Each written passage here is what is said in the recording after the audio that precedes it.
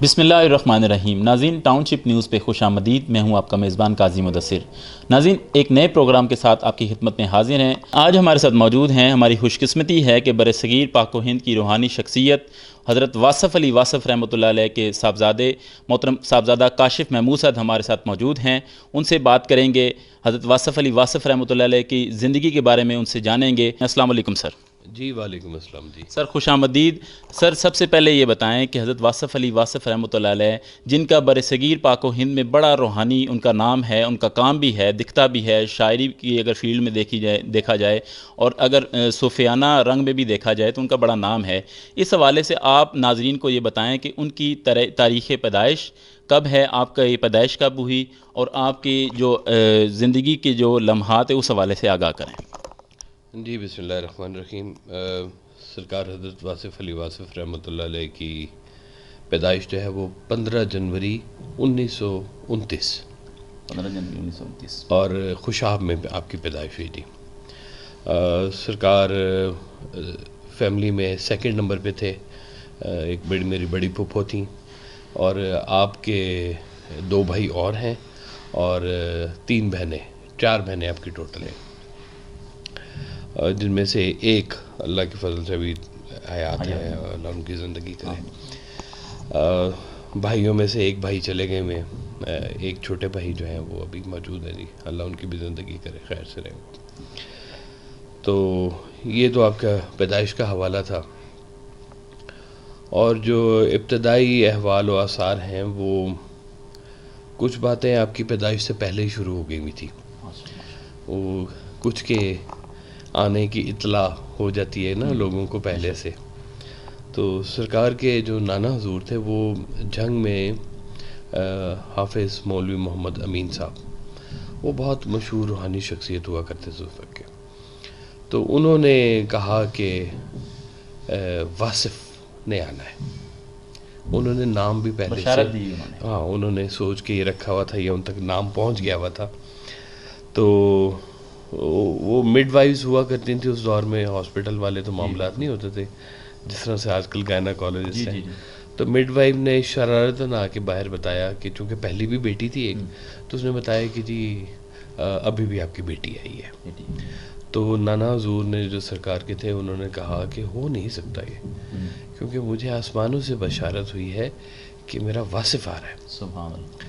تو وہ پھر اس نے مسکرا کے کہا کہ نہیں جی واصف بیٹا ہی آیا جی۔ تو سرکار واصف صاحب کے جیسے کہتے ہیں نا کہ ہونہار بروا کے چکنے چکنے پات، بچپن سے ہی جو ہے نا وہ آپ کی مزاج جو تھا وہ بہت مختلف مزاج کے ساتھ تھے، ہر چیز کو بہت سیریسلی لیا کرتے تھے۔ ہمارے وہاں پہ خوشاب میں نے ایک دربار ہے بہت پرانا، جن کو کہا جاتا ہے بادشاہوں کا دربار، یہ حضرت غوث پاک کی لڑی میں سے بزرگ وہاں پہ آئے ہوئے۔ تو سرکار کے جو کزنز اس دور کے ینگ جتنے ہوا کرتے تھے کہتے تھے ہم بھی جاتے تھے۔ اب خوشاب میں زیادہ تر ہوتا تھا یا میلہ ہو گیا ہے یا دربار چلے گئے ہیں، تو کہتے ہیں ہم لوگ دربار جاتے تھے تو ہم لوگ شرارتوں میں ہوتے تھے، اور ہماری کوشش ہوتی تھی کہ کوئی پیسے کہیں پڑے ہوئے ہیں تو اٹھا لیجیے، درباروں میں بچے شرارت کرتے ہیں۔ تو کہتے ہیں واصف نہیں کرتا تھا یہ کام، وہ ہمیشہ کارنر میں بیٹھ جاتا تھا یا خاموشی سے کھڑا رہتا تھا، تو وہ ہمارے ساتھ ان شرارتوں میں شامل نہیں ہوتا تھا۔ تو کہتے ہیں کہ اگر ہم نے فلم دیکھنے جانا ہوتا تھا تو واصف کتاب خرید کے واپس آ جاتا تھا انہی پیسوں میں۔ اور یہ وہ دور تھا کہ جب الیکٹریسٹی بھی اتنی کامن نہیں ہوا کرتی تھی گھروں میں، تو خوشاب میں سرکار اور سرکار کے جتنے کزنز تھے وہ جو اسٹریٹ لائٹس لگا کرتی تھی نا، وہ جو کہا کرتے ہیں نا کہ کھمبوں کے نیچے بیٹھ کے پڑا ہوا ہے، تو یہ واقعی یہ ان دنوں کی بات ہے کہ یہ سرکار اور آپ کے جتنے کزنز تھے وہ کھمبوں کی روشنی کے نیچے بیٹھ کے پڑھا کرتے تھے۔ پڑھائی ہماری فیملی میں ماشاءاللہ سب ہی پڑھے لکھے ہیں، سرکار کی بہنیں بھی پڑھی لکھی تھیں، بھائی بھی ماشاءاللہ سارے پڑھے لکھے ہیں۔ ایک آپ کے بھائی جو چھوٹے بھائی تھے وہ پروفیسر ریٹائر ہوئے تھے government college degree college Pindi سے، ان کا انتقال ہو گیا، اور جو چھوٹے بھائی ہیں وہ اسکواڈن لیڈر ریٹائر ہوئے ہیں، ابھی بھی درس و تدریس کے ساتھ منسلک ہیں، مختلف یونیورسٹیز میں لیکچر دیتے ہیں۔ تو کہانی تو آپ کی خیر بہت لمبی ہے، لیکن ابتدائی تعلیم آپ کے خوشاب کی تھی۔ میں میٹرک تک آپ 8ویں تک آپ خوشاب میں پڑھے ہیں. لاہور سر کب شفٹ ہوئے حضرت صاحب؟ لاہور شفٹ ہوئے ہیں سرکار ویس صاحب جب آپ نے ایف اے جھنگ سے کیا تھا, اس کے بعد پھر آپ بی اے کے لیے پھر آپ لاہور آئے تھے. جی ٹھیک ہو گیا. اچھا اس میں یہ بتائیے گا کہ حضرت صاحب کی بے شمار کتب ہیں, ان کی تعداد ناظرین کو بتا دیں کہ کتنی تعداد ہے اور پبلش کتنی ہو چکی ہیں, یا ابھی کچھ پبلش ہونی باقی بھی ہیں آپ کی حیات کے بعد بھی, اگر کوئی مواد ہے ان کا جو پبلش ہونا باقی ہے ابھی تک؟ سرکار ویس صاحب کا جب وصال ہوا ہے تو آپ کی 4 کتابیں تھیں منظر عام پر. ہاں جی ہاں. اس وقت ماشاءاللہ کوئی 56 بکس ہیں آپ کی جو منظر عام پر آ چکی ہیں, اور مزید بکس پر بھی کام ہو رہا ہے. کچھ کتابیں تو ایز اٹ از ہم نے چھاپی جو بالکل تیار تھیں لیکن ابھی پرنٹ نہیں ہوئی تھی, تو کچھ ہم نے وہ چھاپی. پھر اس کے بعد کچھ کتابیں ہم نے جو سرکار کی محافل ہوا کرتی تھی جن کا بڑا تذکرہ رہتا ہے, سوال و جواب کی نشست, ان کی ٹرانسکرپشن کیسٹس کو سن کے ٹائپ کر کے تو ان کو کتابی شکل میں لائے ہیں, وہ گفتگو کے عنوان سے. اور 33 والیوم جو ہیں وہ گفتگو کے آ چکے ہوئے ہیں, اور ابھی اس پہ مزید بھی کام ہو رہا ہے. آپ کے خطوط پہ کام ہو رہا ہے, آپ کا شعری مجموعہ ایک اور بھی انشاءاللہ تعالی منظر عام پر آئے گا. جی وہ بھی نہیں ابھی تک منظر عام پہ آیا, تو کام ہو رہا ہے ابھی بھی. اچھا بطور والد گرامی, بطور روحانی پیشوا نہیں, ویسے تو پوری دنیا میں آپ کو بطور روحانی پیشوا مانا جانا جاتا ہے, آپ بطور والد گرامی ان کو کیسا پایا آپ نے اپنی زندگی میں؟ با کمال والد. میں اگر کہوں کہ میں اس پوزیشن پہ آیا ہوں جب میں خود والد بنا ہوں, تو میں جب دیکھتا ہوں نا کہ میرے والد نے میرے ساتھ کیا کیا سلوک کیے ہیں, مجھے کس طرح سے لے کے چلے ہیں اور کتنی توجہ کے ساتھ لے کے چلے ہیں, کمال. میں اپنے بچوں کے ساتھ نہ اتنی توجہ میں نہیں رکھ سکتا. حالانکہ جتنا کام سرکار وائس صاحب اپنی زندگی میں کیا کرتے تھے نا, جتنے لوگ آتے تھے, میں اس کا شاید اشیر بھی کام نہیں کرتا. ان کے جتنے لوگ آتے تھے میں اس سے کم لوگوں میں ملتا ہوں یا باہر جاتا ہوں, لیکن انہوں نے بہت کام کیا. ہارڈ ورکنگ والد.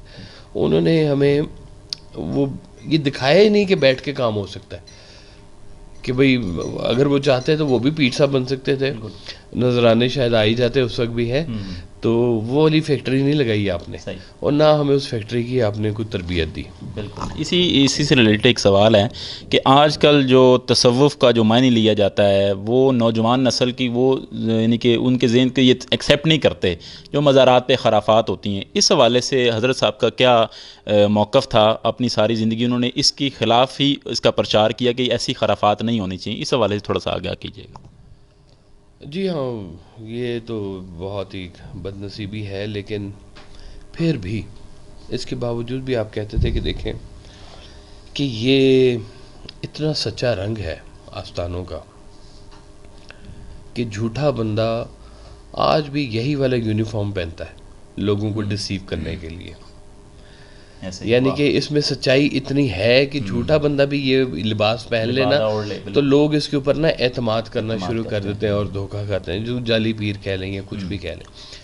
ہے سچائی اسی کے بیچ میں, کم ہو گئی ہے, کم نظر آتی ہے, لیکن پھر بھی موجود ہے, یہ رہتی ہے, یہ وینش نہیں ہوتی, غائب نہیں ہوتی ہے.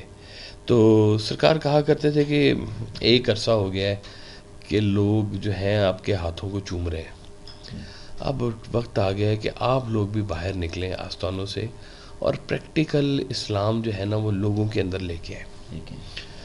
کیونکہ بد نصیبی یہ ہوئی کہ ہم لوگوں نے تصوف کو اور باقی ساری چیزوں کو صرف کہیں کرامات کے ساتھ ہی جو ہے نا وہ جوڑ دیا ہوا ہے, اور زیادہ تر لوگ جو ہیں وہ تصوف کو یا تو کہتے ہیں کہ شہرت ملنی چاہیے.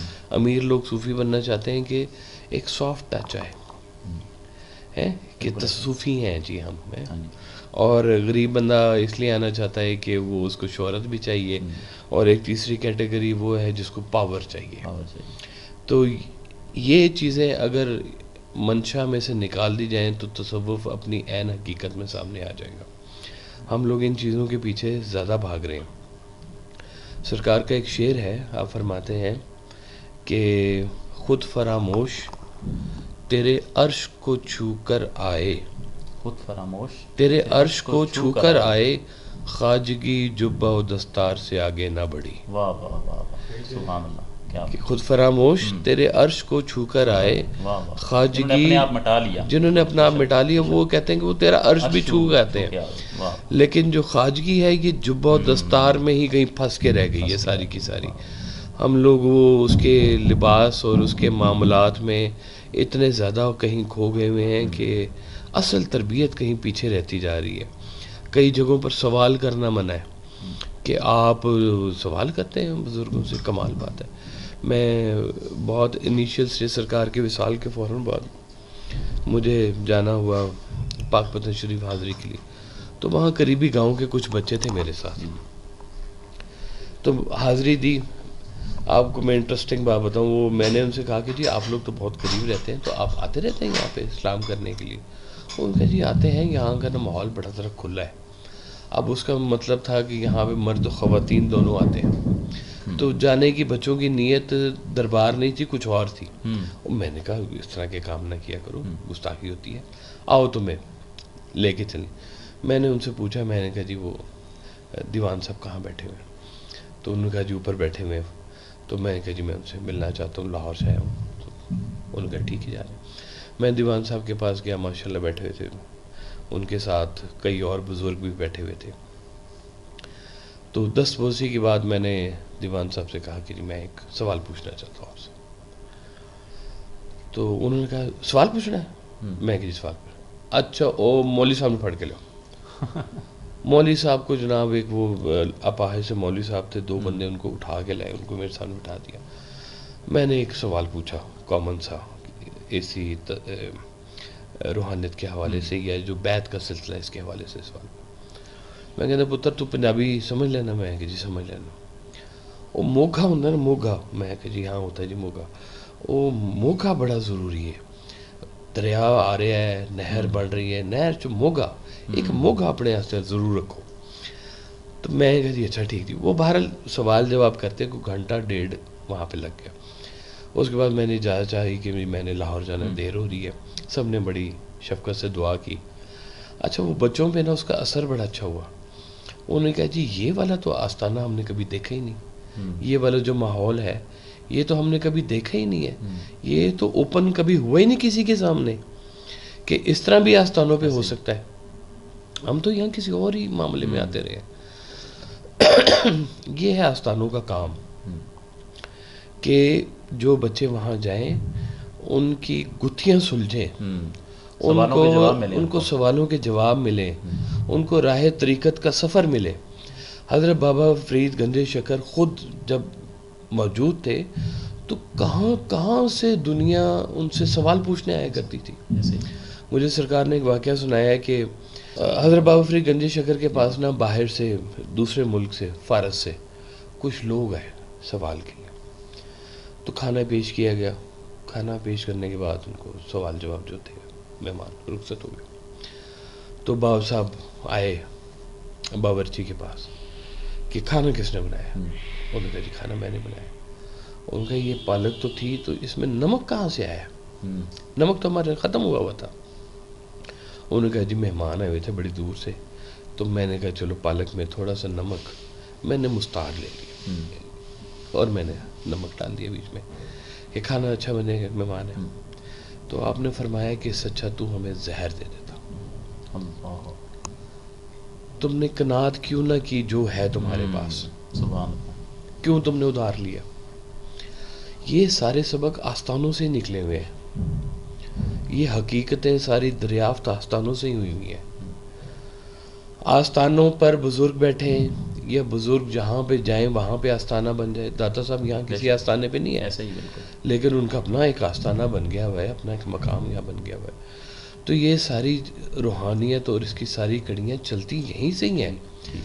اگر وہ اپنا کردار ادا نہیں کر رہے ہیں تو کہیں نہ کہیں پہ اس کا مطلب ہے کہ وہ جیسے علامہ اقبال نے بھی کہا تھا نا کہ بہت مدت سے جو ہے یہ مے خانے بند ہیں سارے کے سارے، یہ اب کھلنے چاہیے مے خدے، تاکہ لوگوں کو جو ہے نا وہ مے وحدت یہاں سے ملے، وہ خوشبو یا محبت ملے. تو یہ ضروری ہے کہ یہ مے قدے اب دوبارہ آباد ہونے چاہیے۔ جی سر، یہ بتائیے گا کہ حضرت واصف علی واصف رحمۃ اللہ علیہ کے ایک مشہور و معروف قول ہے، ان کی قبر انور پر بھی، ان کے مزار شریف پر بھی یہ سنہری حروف سے لکھا ہوا ہے کہ پاکستان ایک نور ہے اور نور کو زوال نہیں۔ اس کے بارے میں کیا آپ کی پیچھے جو اس کی منطق تھی وہ کیا تھی، اس بارے سے ناظرین کو آگاہ کریں۔ پاکستان کے معاملے میں جی آپ بہت زیادہ سینسیٹیو تھے، اور آپ نے فرمایا کہ یہ واحد ملک ہے جس کے مذہب کا حصہ یہ ملک ہے، کہ جس کے مذہب کا حصہ ہے۔ ہمارے لیے یہ جو ہماری مٹی ہے، یہ اس کا تعلق ہمارے کلمے کے ساتھ جڑا ہوا ہے۔ جیسا ہمارا ایمان ہمارے کلمے کے اوپر ہے، ویسا ہی ہمارا ایمان اس ملک کے اوپر ہے۔ اب یہ جو فکر ہے نا کہ پاکستان نور ہے اور نور کو زوال نہیں، یہ دیکھیں کہ اس میں ملک کی ایک خطے کی ایک کنیکٹیویٹی ازلی چیز کے ساتھ کی گئی ہے نا جی، ازل ہے اور ابد تک ہے جی، اس کی انتہا کوئی نہیں ہے۔ تو یہ جو لوگ، یہ جب پاکستان بنا تھا نا، تو پاکستان کے بننے کے دوسرے ہی دن لوگوں نے کہنا شروع کر دیا تھا کہ یہ کچھ دن کا مہمان ہے، اور آج بھی وہ لوگ موجود ہیں جو اوپر والے لیول پہ بیٹھے ہوئے ہیں، اور کبھی میری ملاقات ہو تو وہ سوائے خدشوں کے ان کے پاس کچھ بھی نہیں ہے اس ملک کے لیے، خدشے۔ اور اتنے خدشوں میں ایک آواز ایسی آتی ہے کہ اس کو کوئی دنیا کی طاقت انڈو نہیں کر سکتی، اور یہ وہیں کھڑا ہے، یہ وہیں کھڑا رہے گا۔ تو یہ جو ایک ایمان ہے نا اس ملک کے ساتھ، یہ اس کے ساتھ وفاداری اسلام کے ساتھ وفاداری ہے، اس کے لیے کام کرنا، اسلام کے لیے کام کرنا۔ یہ خاک مدینہ سے کم مٹی نہیں ہے یہ والی، اس کو سرکار دو عالم کی خاص عنایت کے ساتھ اس ملک کی تخلیق ہوئی ہے۔ آپ اس دور کے لوگوں کو کبھی انٹرویو ان کے پڑھیں کہ جو لوگ، یہ ریاستیں تھیں مختلف، اور یہ پاکستان میں مرج کیوں ہوئے؟ زیادہ تر کے انٹرویوز میں یہ بات آئے گی سامنے کہ ہمیں سرکار دو عالم نے خود آ کے کہا کہ آپ اپنی ریاست کو پاکستان کے ساتھ ملائیں۔ اس میں وادی سوات بھی شامل ہے، اس میں بہاولپور اسٹیٹ بھی شامل ہے، باقی تو اس ملک کی ایک جو مستقبل کی جو ایک نوید ہے نا، وہ سرکار وائس صاحب دیتے ہیں کہ یہ ملک ازل تک رہے گا، جب تک یہ دھرتی ہے، ماں ہے، تب تک یہ ملک یہاں پہ اس کا وجود رہے گا۔ یہ اب عام بندہ نہیں کہہ رہا، یہ وہ بندہ کہہ رہا ہے کہ جو مکمل، جس نے اپنا سب کچھ اس ملک کے لیے سرنڈر کیا، اس کی خدمت کی۔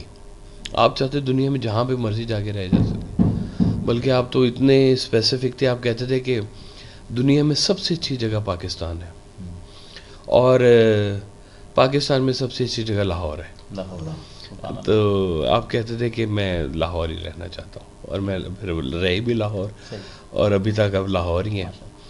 تو ایک اور آپ اس کے حوالے سے بات بتاتے تھے کہ پاکستان کی جو بنیاد ہے وہ 750 سال پہلے حضرت بابا فرید گنج شکر نے رکھی تھی، اس خطے کی بنیاد۔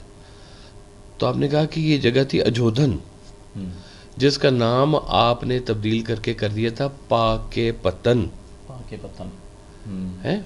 پاک پتن۔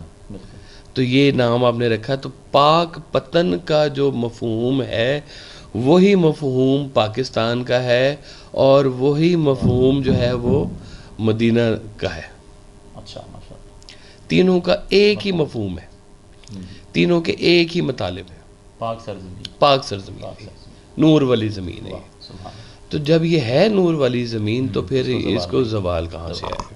اچھا سر، نوجوانوں کے لیے آپ نے بات کی، پاکستان کے مستقبل کے حوالے سے بات کی آپ نے، خصوصی طور پر مسلمان جو نوجوان ہیں، اور بالخصوص جو ہیں پاکستانی نوجوان، ان کے لیے کوئی ایسے قول حضرت صاحب کے بیان کریں جو ہم ان کے لیے اور ہمارے لیے سب کے لیے مشعل راہ ہوں۔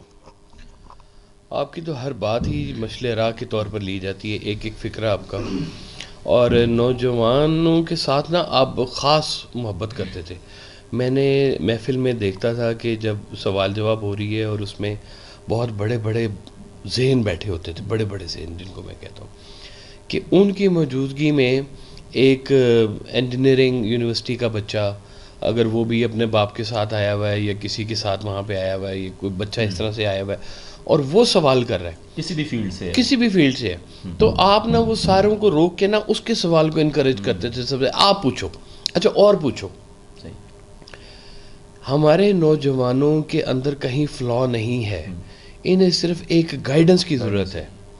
یہ گائیڈنس ان کو پراپرلی اگر ملتی رہے تو سارے کام ٹھیک ہو جائیں گے یہ والے. اور یہ گائیڈنس سرکار وائس صاحب نے اس وقت بھی دینی شروع کی اور اب مزید دے رہے ہیں.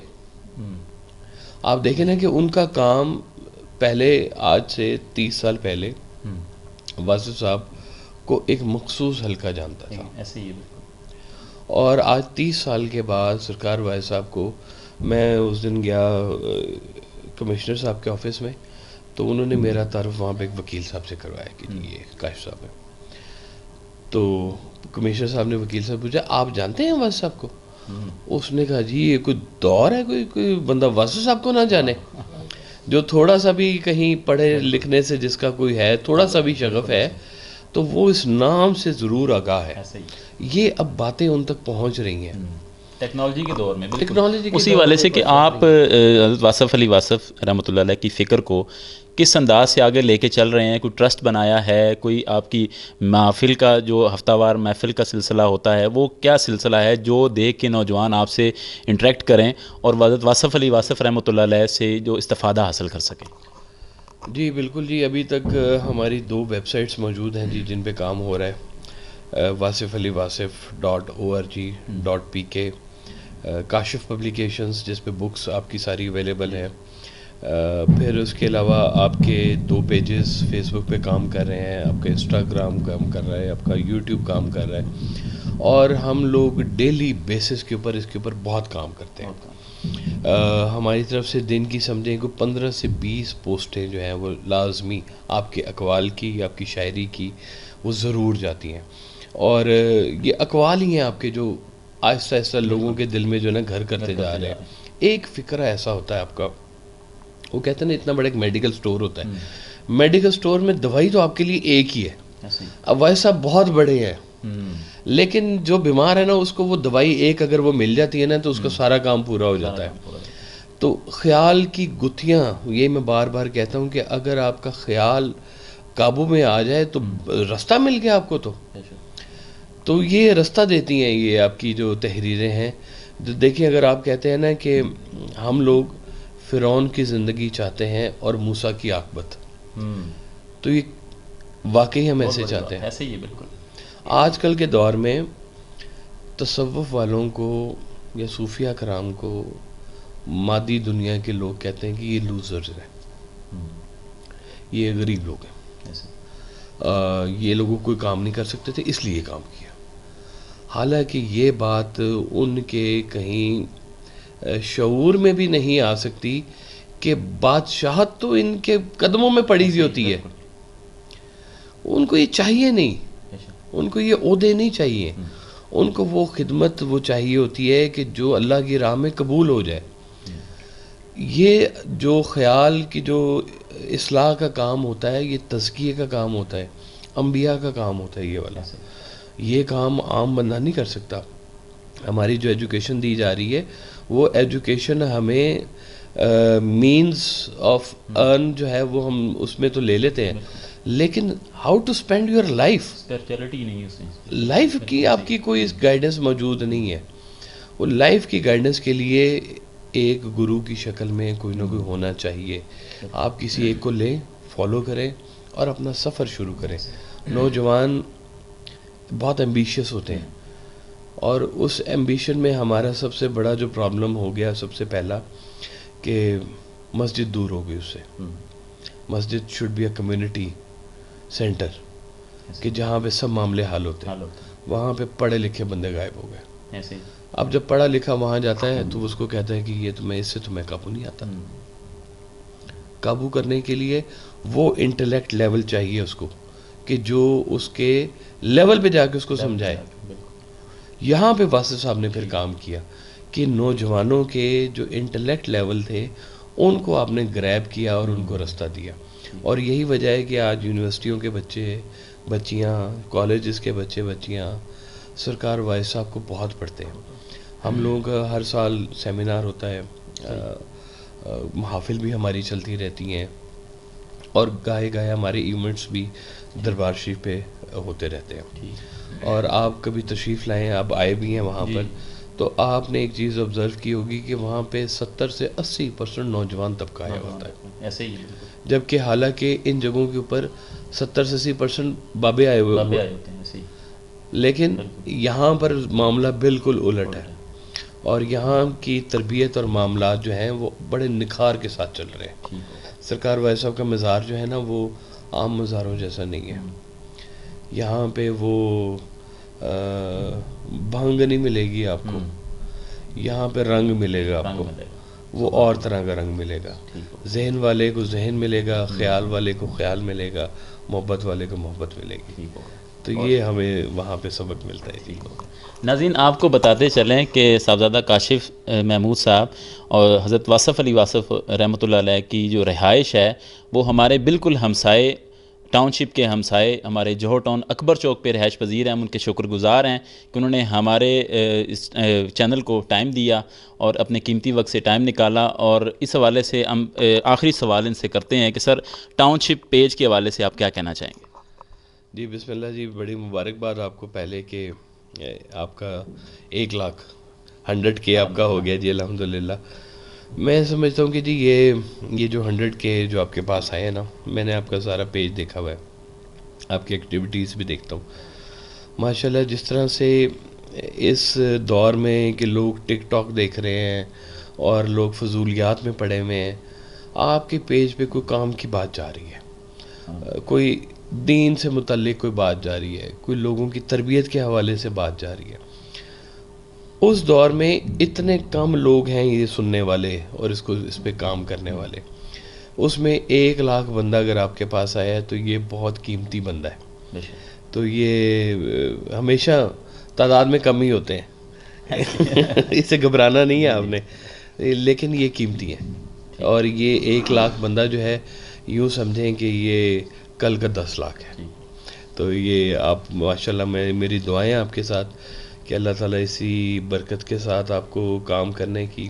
سرکار ایک فقرہ کہا کرتے تھے کہ استقامت ہی کرامت ہے.